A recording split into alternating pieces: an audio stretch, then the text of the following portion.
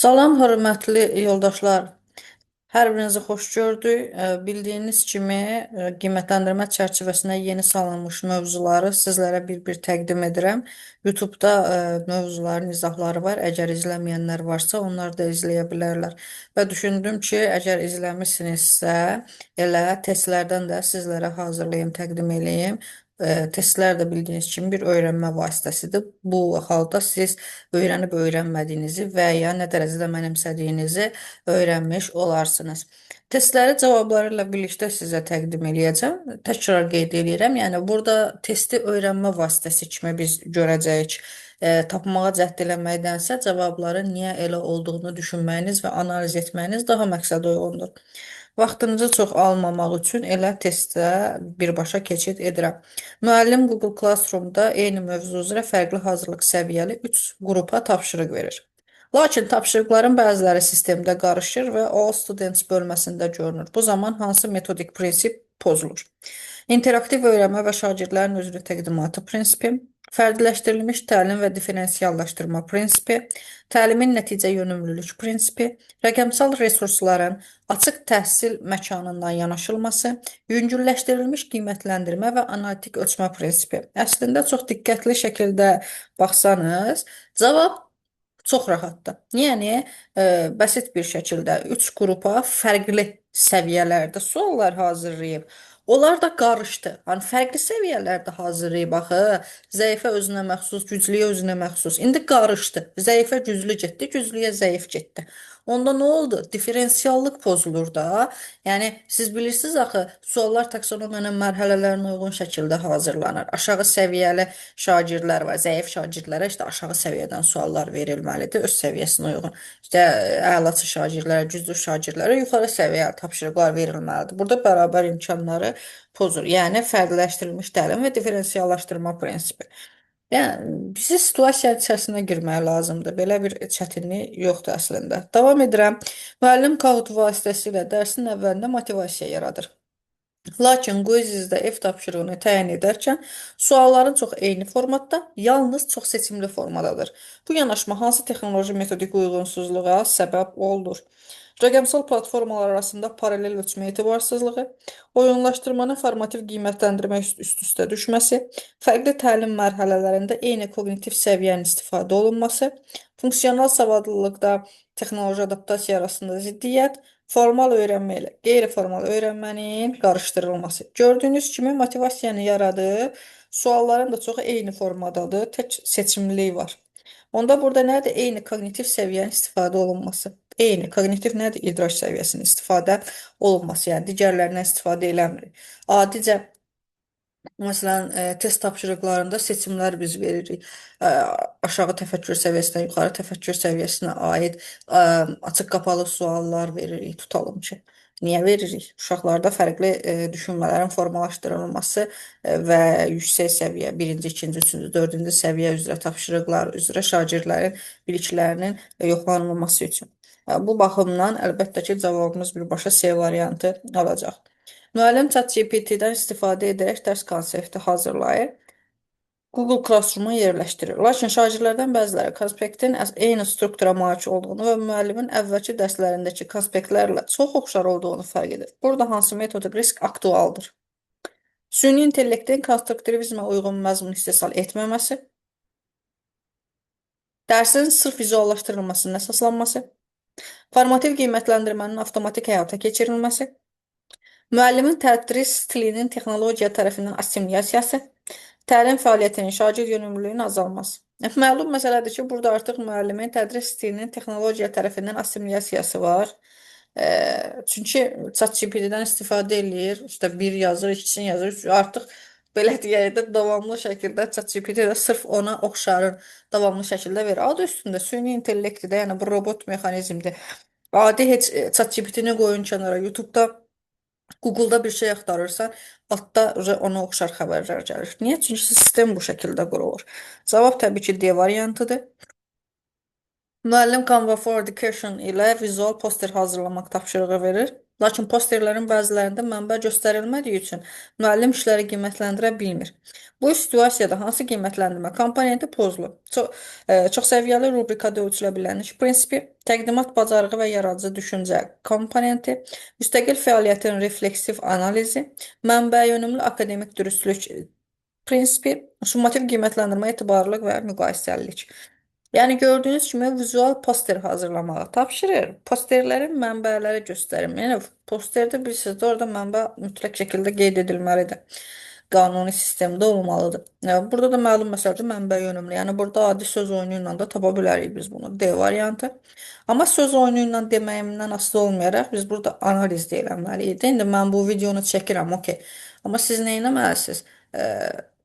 Bir neçə dəfə videonu izləyib özünüz üçün qeyd götürmək, düşünmək, niyə bu olmadı ki, biz öyrənə bilək.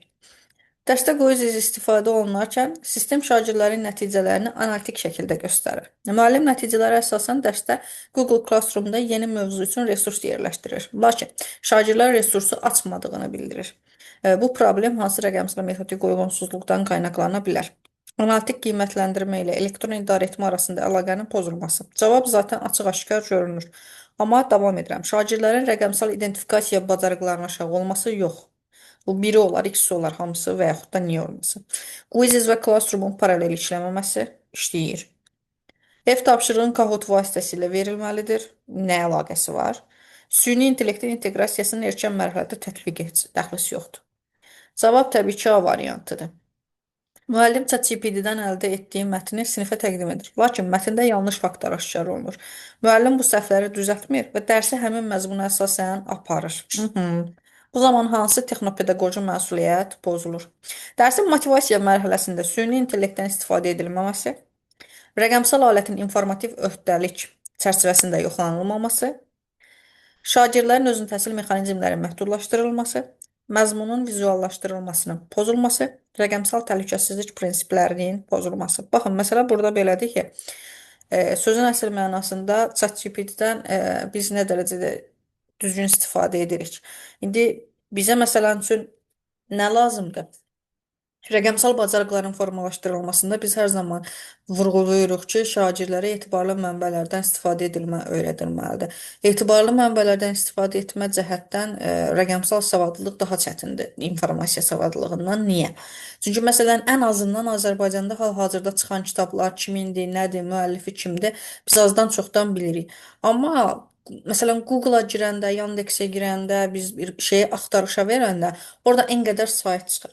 Hətta bəzən müəllimlər belə, məsələn, girirlər sayta, heç fikirləşmirlər ki, bu sayt kimindir, mənbə göstərilib, niyə göstərilməyib, burada nə məlumat var, səhvdimi, düzdürmü, nə dərəcədə düzdür. Məsələn, baxmırlar. Bizim ən böyük problemimiz budur, media savadlılığıdır. Yəni, rəqəmsal savadlılıqda çox zəifliyi var.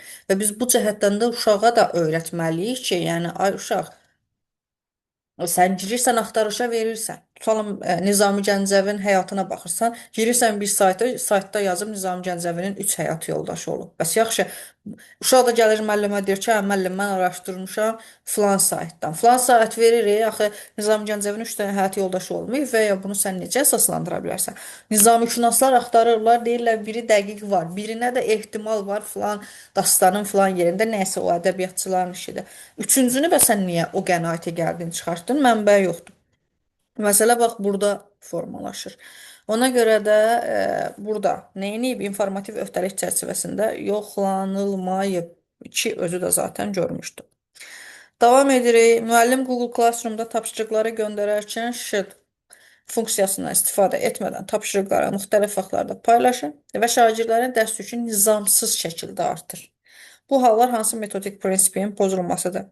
Təbii ki, burada fikir verirsinizsə hissə-hissə göndərməlidir. Hamısını bir yerdə göndərir. Bəs yaxşı, uşaq bunu necə yazsın? Necə hazırlasın? Vaxtı nətər bölsün? Ona görə də burada təbii ki, ardıcıllıq və mərhələlilik göstərilməyib. Yəni, yenə də deyirəm, burada tutalım ki, bu terminlər sizi çaşdırmasın. Siz situasiyanın içərisinə baxın, cavab hər zaman olduğu kimi əslində elə içində gizlidir. Müəllim Kahootda sürətli test tətbiq edir. Lakin internet zəif olduğu üçün şagirdlərin yarısı sistemə qoşula bilmir. Və bu bizim həqiqətən Azərbaycanda bu gün ən böyük problemimizdir. Bu zaman müəllim test nəticələrini ümumi qiymətləndirməyə daxil edir. Bu hansı metodik yanlışlıqdır? Məsələ bax, bilirsiniz necədir? Həqiqətən də işdə ədalətlilik pozulur. Yəni bu uşaq yazıq girə bilməyib. Yəni neynəməlidir?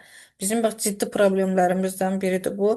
Cavab əslində çox bəsitdir. Biz burada baxırıq texnoloji infrastrukturun təmin edilmədiyi halda ədalətli qiymətləndirmənin aparılması. Bilirsiniz də infrastruktur, oradan da bir dənə inteqrasiya edeyim. Dəstəkləyici mühitin yaradılmasına aid olan bir anlayışdır. Dəstəkləyici mühitin yaradılması tələbinə riayət edilməyib. Ona görə də eyni zamanda ədalətlilik pozulub. Cavab B variantıdır. Davam edək. Canva-da şagirdlərə yaradıcı poster hazırlamaq tapşırılır, lakin müəllim rubrikanı əvvəlcədən təqdim etmədiyi üçün şagirdlər hansı meyarlarla qiymətləndiriləcəklərini bilmirlər. Bu hansı didaktik ziddiyyətə səbəb olur? Ümumiyyətlə bilirsiniz də, yəni qiymətləndirmə meyarı öncədən bildirilməlidir, sonra tapşırıq verilməlidir ki, uşaqlar hansı öhdəlikləri daşıdıqlarını bilsinlər və ona uyğun şəkildə işlərini qursunlar. Ona görə də burada məqsədyönümlülük, adaptivlik xeyir, şəffaflıq, yaradıcılıq ziddiyyəti, şəffaflıq qorunmayıb. Yəni bilirsiniz də şəffaf deyil. Çünki biz belə deyək də bu allatmağa elmi dildə şəffaflıq deyirik də, düzdür? Yəni qiymətləndirmə meyarını verməmisənsə burada şəffaflıqdan söhbət gedə bilməz. Mən bunu özüm bilməliyəm, ona uyğun şəkildə öz bacarığımı sənə göstərməliyəm. Bu da birbaşa formativ qiymətləndirmənin düzgünlüyünə dəlalət edir. Əks halda formativ qiymətləndirmədən söhbət belə gedə bilməz. Ona görə cavab birbaşa B var. Yəni şəffaflıqdır, yaradıcılıq ziddiyyəti də bilirsiniz ki, burada yaradıcı poster hazırlanır. Əslində posterlər demək olar ki, hamısı yaradıcı olur. Cavab B variantı. Müəllim çətinliklə çıxış mətnini alıb öz adına paylaşır. Aha, və şagirdlər öz təqdimat işimdir deyir. Yalançı bir müəllim. Yenə bir yalan varsa orada şəffaflıq sözünü görəcəksiniz. Bu belə deyək də müəllim belə deyək, hansı pedaqoji etik riskə aiddir? Deməli bu hadisə informasiya təhlükəsizliyi yox, yəni pozulma deyil. Bu bir aldatmadır. Müəllimin rəqəmsal şəffaflıq və akademik dürüstlük öhdəliyinin pozulması. Sağ ol, bax budur. Yalan danışmağa ehtiyac yoxdur. B variantı. Deməli, davam edirəm. 11. Rəqəmsal alətlərdən istifadə zamanı müəllim şagird fəaliyyətini izləmək üçün ən yüksək səviyyəli formatı seçməlidir. Aşağıdakılardan hansı dəqiq formatda differensiallaşdırma və ani monitorinq imkanını verir? Bunların içərisində ən belə deyək də cəld olması baxımından quizzes, oyunlaşdırılmış testlər və adaptiv çətinlik dərəcəsi. Düzgün cavab birbaşa C variantı olacaq. Burada zaten qiymətləndirmə çərçivəsinə aid olan bütün belə deyim də proqramlaşdırmalarda qeyd eləmişik. Suallarda hər birinə aid var ki, siz öyrənə biləsiniz. Müəllim şagirdlərə rəqəmsal layihə hazırlatmaq istəyir. Lakin tələb edir ki, məhsul həm kollaborativ olsun, həm versiya nəzarəti, həm də müəllim tərəfindən proses monitorinqi mümkün olsun. Aşağıdakı alətlərdən hansı ən uyğun seçimdir? Deməli, kollektiv şəkildə işləmə şansı, nəzarət və müəllimin qiymətləndirməyinin mümkün olması üçün nə? Kahoot, şagirdlərin qrup şəklində yarışması, quizzes, fərdi test nəticəsi buna ehtiyac yoxdur. Google Classroom, Google Docs, paylaşım, versiya izləmə, müəllim şərhləri. Ən yaxşısı məlum məsələdir ki, Google Docs-dan demək olar ki, hamımız istifadə edirik. Onsuz da Google Classroom-da eyni ilə verir. İndi Kahoot-u deyə bilərsiniz, qrup şəklində, burada da kollaborativ deyilir, amma ki, aidiyyəti yoxdur. Çünki bizə deyir ki, həm versiya nəzarəti olsun, həm də müəllim özü monitorinq eləyə bilsin. Ona görə bizə icazə vermir. Bu baxımdan cavab C variantı olacaq. Aşağıdakı situasiyada müəllim hansı rəqəmsal aləti daha effektiv seçmişdir? Baxaq. Müəllim şagirdlərin dərs mövzusu üzrə tənqidi düşünmə bacarığını ölçmək istəyir. Bu da tənqidi düşüncədən. O açıq tipli tapşırıq verir və tələb edir ki, cavablar avtomatik plagiat yoxlanılsın. Şagirdlərin cavab versiyaları müqayisə olunsun və geri bildirim çevik şəkildə verilsin. Təbii ki, bunun üçün bizə ən uyğunu Google Classroom-dur. Bunu da öyrəndiyiniz təqdirdə biləcəksiniz. Rəqəmsal differensiallaşdırmanın düzgün tətbiqi hansı halda pozulur? Baxay. Müəllim quiz-də sual çətinliyini şagirdin nəticəsinə görə avtomatik tənzimləyir. Düzdür. Google Classroom-da tapşırıqları qruplara görə fərqli vaxt və izahla paylaşır. Düzdür. Canva for Education-da Hər qrupa fərqli dizayn formatı təyin edir. Tamam. Kahoot-da bütün şagirdlər üçün eyni sürətli yüksək tempdə yarışma keçirilir. Bütün şagirdlər üçün nətər ola bilər bu? Düzgün deyil axı. Diferensiallaşma təmin edilmədi. Axı bizə lazımdır müxtəlif səviyyəli tapşırıqlar olsun. Burada da biz orada o qədər keçmişik. Cavab D variantı. 15. Müəllim süni intellektdən istifadə edərək şagirdlərin cavablarını qiymətləndirmək istəyir. Lakin məqsəd kriterial qiymətləndirmə, rubriklərə əsaslanan analitik geri bildirim və səhv nümunələrin avtomatik çıxarılmasıdır. Bu vəziyyət üçün ən uyğun yanaşma hansıdır? ChatGPT-dən şagird cavablarını rubrika görə analiz etməsini tələb etmək. Yaxşıdır, vaxta da qənaətdir. Kahoot nəticələrinə əsasən ümumi bal hesablamaq xeyr, ümumi ola bilməz. Çünki geri bildirim eləyə bilməzsənsə bu mümkün deyil. Quizzes-də sadə doğru səhv statistikasını çıxartmaq bu da deyil, olmayacaq. Çünki bizə lazımdır rubriklərə əsaslanan analitik geri bildirim, kriterial qiymətləndirmə. Canva-da rubrika posteri qiymətləndirmə, lakin süni intellekt dəstəyi olmadan. Bu da mümkün deyil. Google Classroom-da yalnız müəllim tərəfindən əl ilə qiymətləndirmə aparmaq, bu da çətin məsələ, çünki kriterial qiymətləndirmə, rubriklərə əsasən analitik geri bildirim, səhv nümunələrin avtomatik çıxarılması, ona görə də ən düzgünü təbii ki, A variantıdır. 16-ya baxırıq. Müəllim dərsdə şagirdlərə problemin həlli prosesini addım-addım qeyd etməyi, dəyişikliklərin tarixçəsini izləməyi və müəllim tərəfindən prosesin şəffaf şəkildə kontrolunu tələb edir. Aşağıdakı alətlərin hansında bu funksionallıq tam şəkildə təmin olunur? Əslində, bunların içərisində bayaq da qeyd elədik ki, Google Docs ən qəşəngidir. Google Classroom vasitəsilə ortaq şəkildə istifadə edilir. Biz bunu özümüz də belə deyim, hazırlayırıq. Onsuz da demək olar ki, çox geniş yayılıb artıq qiymətləndirmələr falan keçirilir, zaten bilirsiniz. Ona görə cavab birbaşa C variantıdır. Aşağıdakı situasiyada müəllimin seçimi hansıdır? Müəllim şagirdləri 3 fərqli qrupda qiymətləndirir. Yüksək səviyyə analitik müzakirə, orta səviyyə çox seçimli testlər, aşağı səviyyə istiqamətləndirici suallarla dəstək. Bu fərqləndirmələri rəqəmsal şəkildə avtomatlaşdırmaq üçün ən uyğun kombinasiyanı seçin. Bunu əslində bayaqki testdə də biz bir növ elə bil oradan yadınızda saxlasaydınız, Quizzes, adaptiv test və ChatGPT ilə istiqamətləndirici cavablar vasitəsilə keçirə bilərik.